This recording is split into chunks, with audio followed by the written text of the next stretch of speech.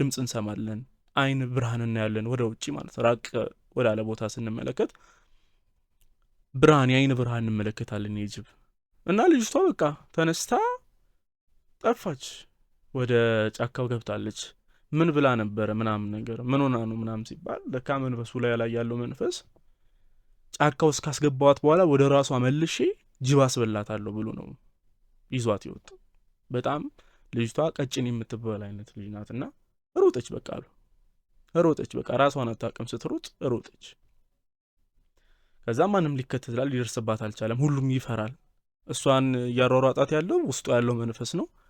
ማንም ደፍሮ አብሯት የሚከተላት የለም እና በጣም በቃ ተደናገጡ ቤተሰቦቿ።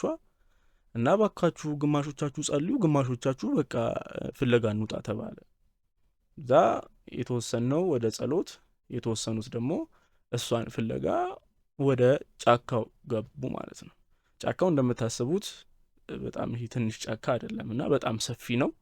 ያው የእንጦጦ አካባቢ ያለውን ጫካ መቼም የሚያውቅ ያውቀዋልና እዛ ወደ ፍለጋ ተገባ። መብራት ይዘዋል። እግዚኦ በሉ እናንተ፣ እኛ እዚህ እንፈልጋታለን፣ ጸልዩ ወደ አምላካችሁ አሉ። ገቡ፣ ፈላጊዎች ገቡ። ከብዙ ሰዓትና ደቂቃ በኋላ ልጅቷን ይዘዋት መጡ እና በጣም ተገረምን እኛ። ምንድን ነው የተፈጠረው ነገር?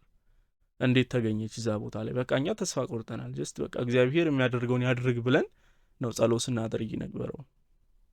እዛ ሲነግሩን ከቅድስት አርሴማ ካኳ